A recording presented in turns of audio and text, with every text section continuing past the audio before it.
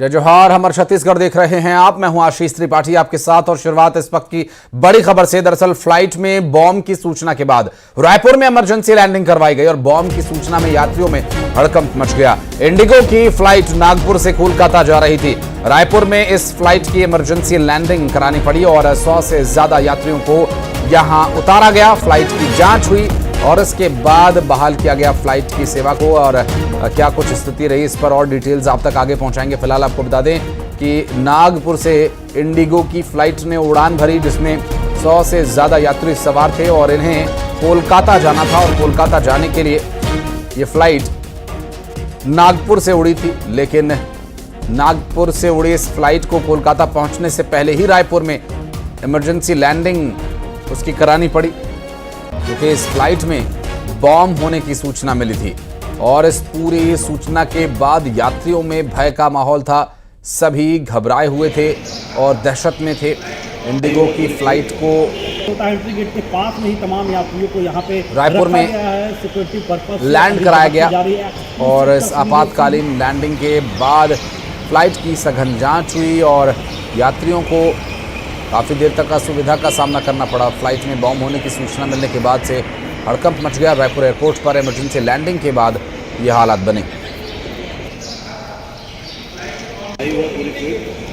Entry gate के पास में ही तमाम यात्रियों को यहाँ पे रखा गया है सिक्योरिटी पर्पस से। अभी जांच की जा रही है और एयरपोर्ट से तस्वीरें सामने आई हैं। जो 100 यात्री उस विमान से उतरे उन्हें आप बाहर निकलते देख सकते हैं। ये सभी यात्री जो इस विमान में सवार थे जिन्हें ये सूचना जब मिली कि फ्लाइट पर बॉम्ब है तो उन सभी की हालत काफ़ी ख़राब हो गई।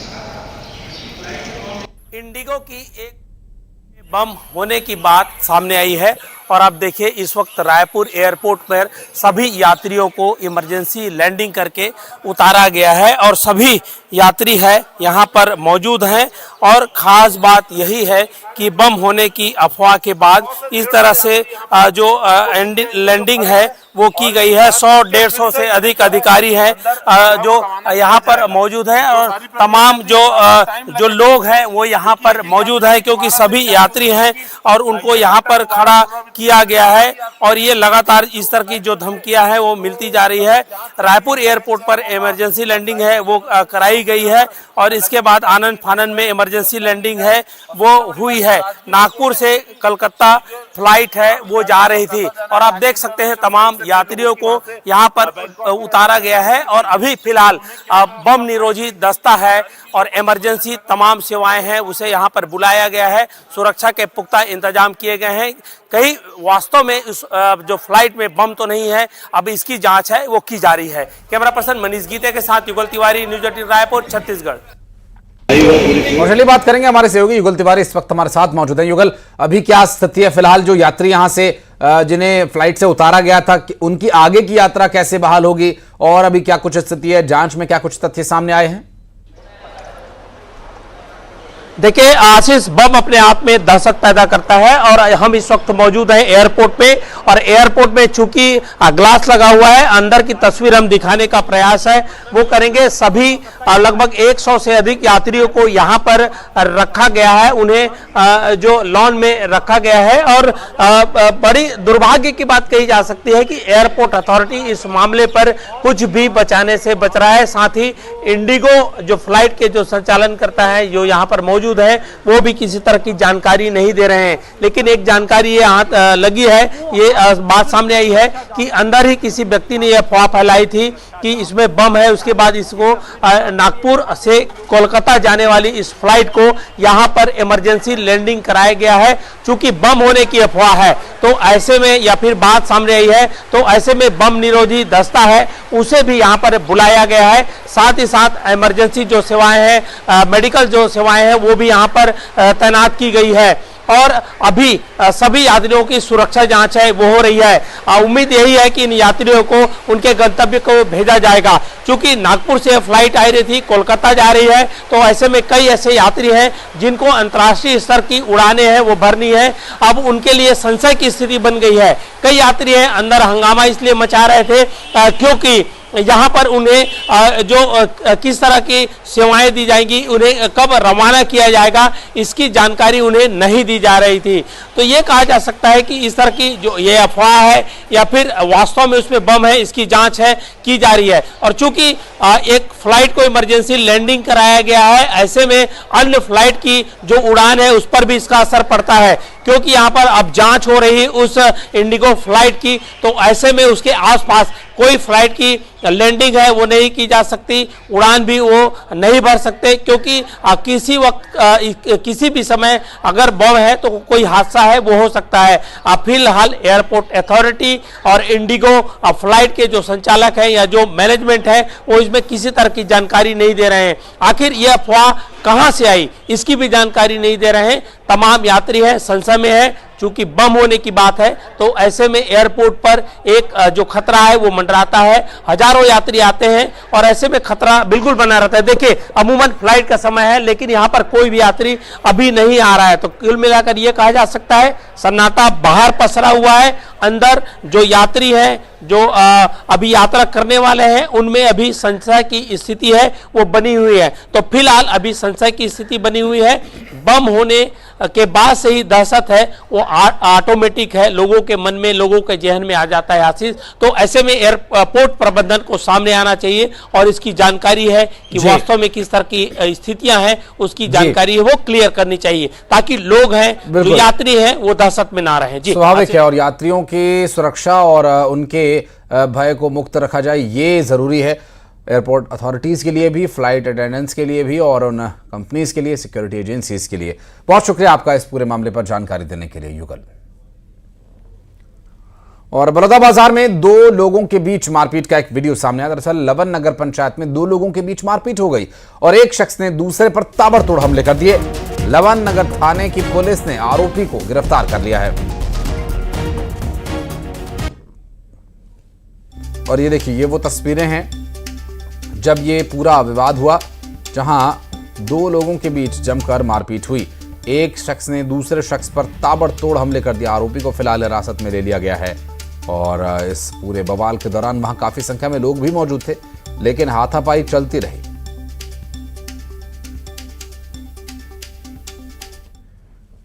और दंतेवाड़ा में भीषण सड़क हादसा हो गया। ओवरटेक करने के चक्कर में एक एम्बुलेंस वहां खड़े ट्रक से जा भिड़ी। हादसे में दो की मौत हो गई है मौके पर ही, और ड्राइवर गंभीर रूप से घायल बताया जा रहा है। और हादसे के बाद एम्बुलेंस के परखच्चे उड़ गए। यह एम्बुलेंस किरंदुल से डिमरापाल जा रही थी और कोडेनार थाना क्षेत्र में यह हादसा हुआ।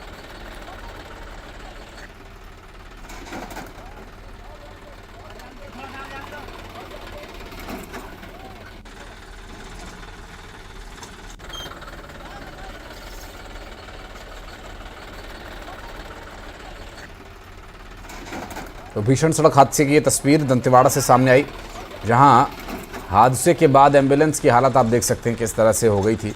और ये एम्बुलेंस एक खड़े ट्रक से टकरा गई थी।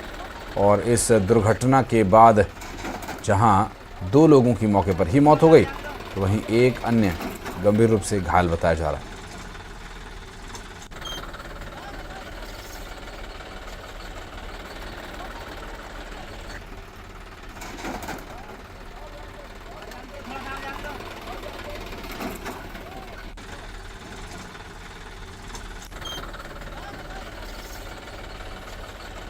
और दिनेश गुप्ता हमारे सहयोगी इस वक्त हमारे साथ जुड़ गए, फोन लाइन पर बात करेंगे उनसे। दिनेश, अभी क्या स्थिति है फिलहाल, कब हुई है दुर्घटना और क्या कुछ है डिटेल्स?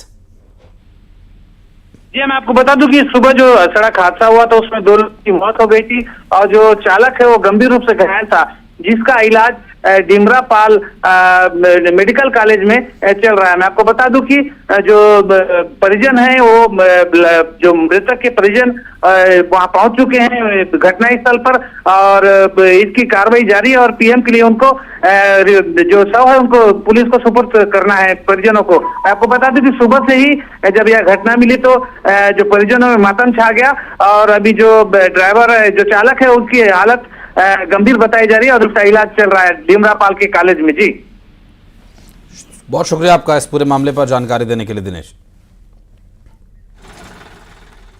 और अंबिकापुर सड़क हादसे में मरने वालों की संख्या बढ़कर अब 3 हो गई है और हादसे में घायल पति पत्नी की इलाज के दौरान मौत हो गई। बाइक सवार की भी मौके पर मौत हो गई। दरअसल कल दरिमा एयरपोर्ट रोड पर कार ने जमकर कहर बरपाया था।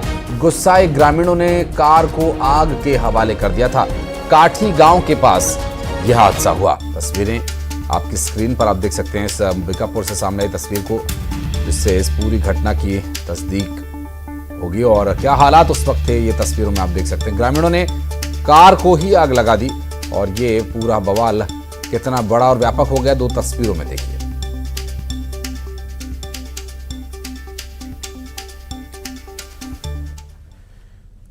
सूरजपुर में बंदर का आतंक जारी है। उत्पाती बंदर को ट्रैंकुलाइज करने के लिए वन विभाग ने कोशिश की और 15 दिन में 10 से ज्यादा लोगों को बंदर जख्मी कर चुका है।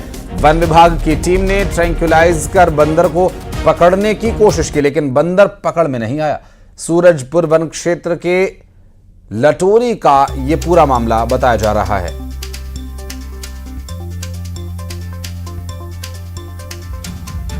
और इस हमले में अब तक 10 से ज्यादा लोग जख्मी हो चुके हैं, जिसमें बंदर ने कई लोगों पर हमला किया, उन्हें घायल किया। लोगों में इस बात का भय है और अभी फिलहाल बंदर को ट्रैंकुलाइज कर काबू करने का प्रयास किया जा रहा है। और ये जो बंदर है कई लोगों को नुकसान पहुंचा चुका है, उन पर हमले कर चुका है, उन्हें घायल कर चुका है।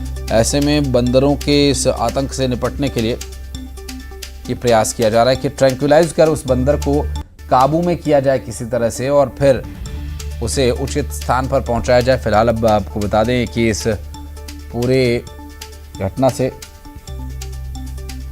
विभाग के लिए एक चुनौती बनती नजर आ रही है और उन लोगों के लिए भी चुनौती जो इसका शिकार हुए हैं किसी भी तरीके से।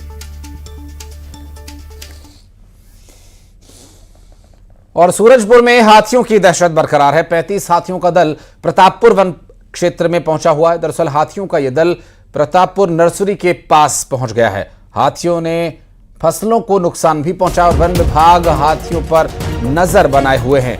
ग्रामीण हाथियों से दूर रहें, इस तरह के संदेश मुनादी करके पूरे क्षेत्र में दिए जा रहे हैं।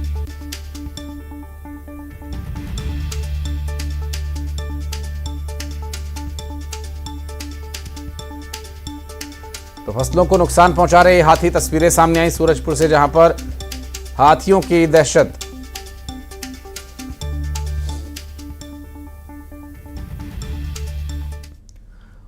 दुर्ग में बड़े भाई ने छोटे भाई की गला दबाकर हत्या कर दी और पारिवारिक विवाद के चलते हत्या की इस वारदात को अंजाम दिया गया। शराब के नशे में फावड़े से हमला कर मौत के घाट उतार दिया गया। आपको बता दें कि दुर्ग के कैलाश नगर में यह वारदात अंजाम दी गई और फिलहाल इस वारदात के बाद से लगातार पूरे इलाके में सनसनी है। आपको बता दें कि शराब के नशे में फावड़े से किए गए हमले का यह पूरा मामला, जहां बड़े भाई ने छोटे भाई की फावड़े से मारकर हत्या कर दी।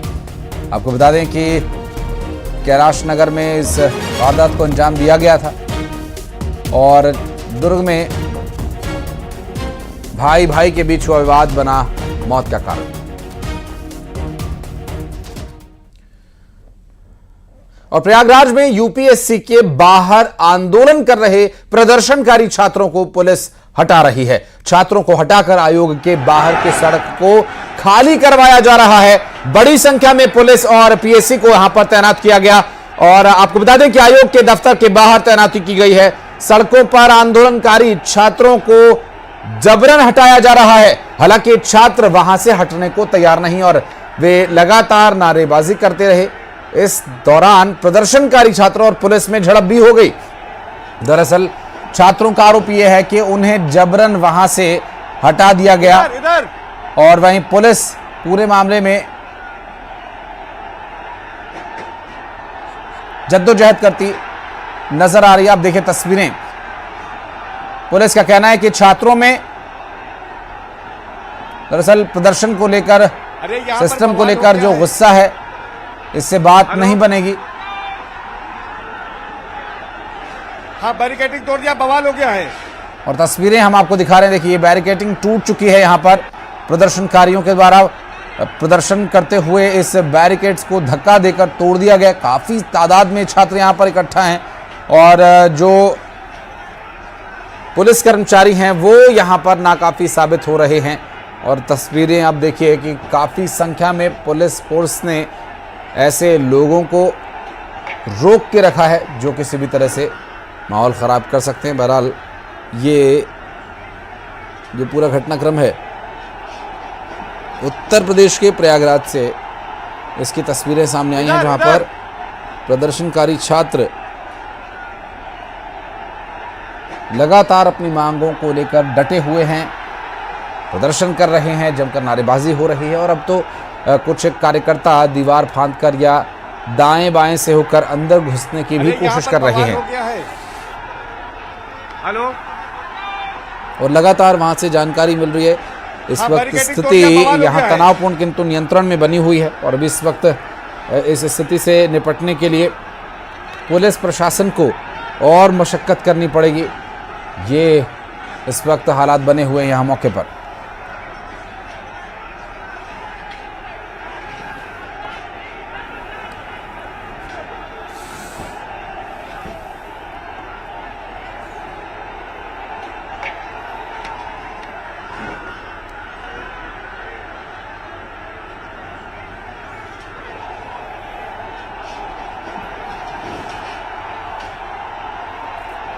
इधर इधर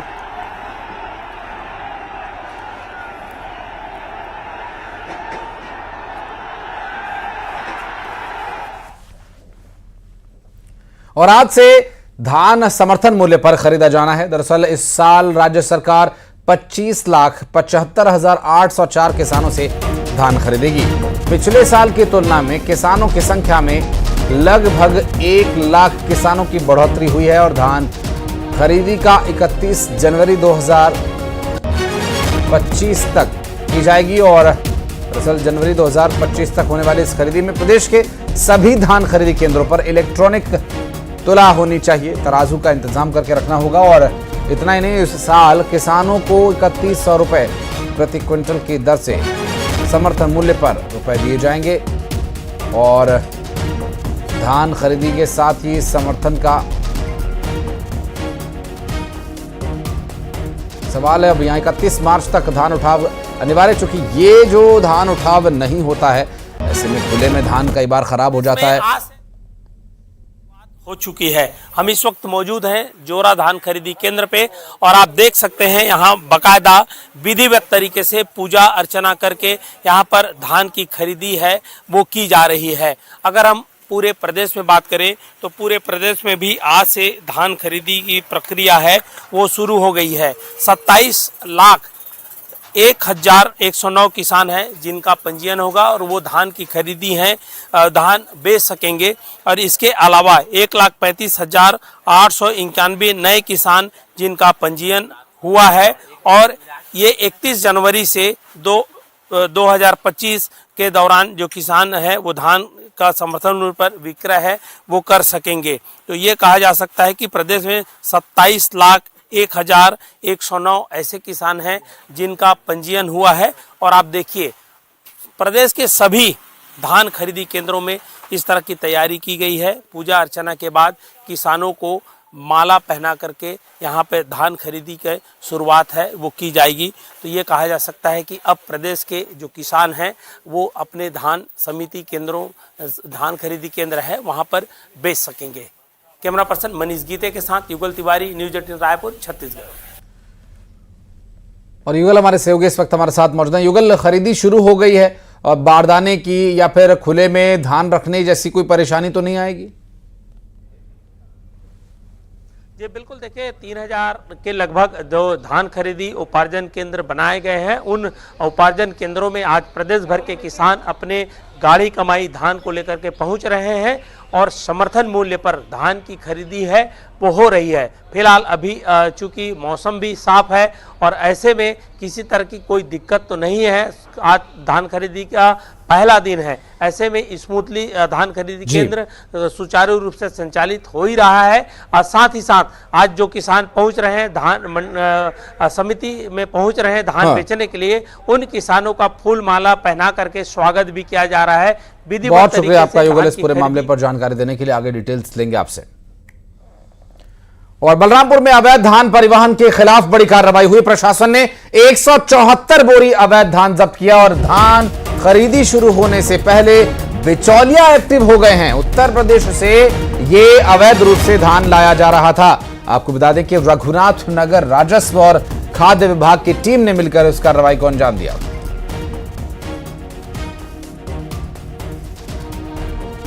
तो गिरफ्त में आरोपी आए और इन गाड़ियों में भरकर धान लाया जा रहा था और 174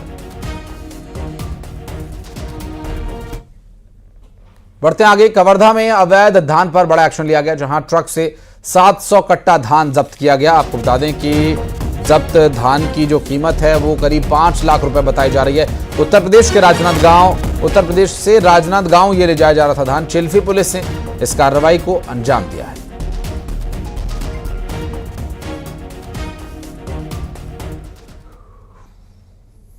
और बढ़ते आगे, आपको बता दें कि छत्तीसगढ़ में शराब घोटाला मामले में पूर्व आईएएस अनिल टुटेजा और कारोबारी अनवर ढेबर को हाईकोर्ट से बड़ी राहत मिली है।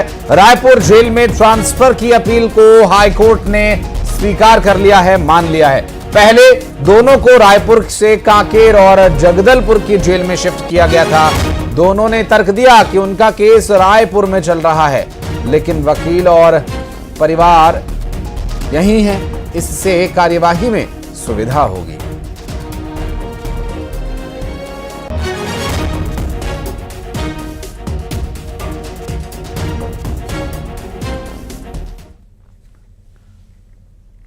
और धान खरीदी शुरू हो चुकी है छत्तीसगढ़ में। मध्य प्रदेश से अवैध धान के परिवहन को रोकने के लिए जिला प्रशासन के द्वारा जो कार्रवाई की जा रही है उसमें लापरवाही देखने को मिली। दरअसल राज्य सरकार ने दूसरे राज्यों का धान रोकने के लिए राज्य की सीमावर्ती क्षेत्र में विशेष निगरानी की व्यवस्था की है। दरअसल कोरिला, पेड्रा, मरवाही जिले के बॉर्डर इलाकों में बरौर, चंगेरी, लालपुर, मालाडान और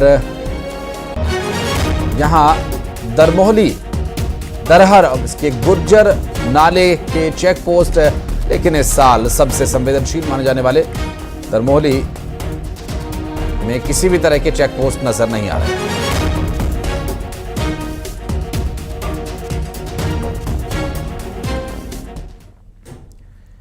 और फटाफट अंदाज में 20 बड़ी खबरें।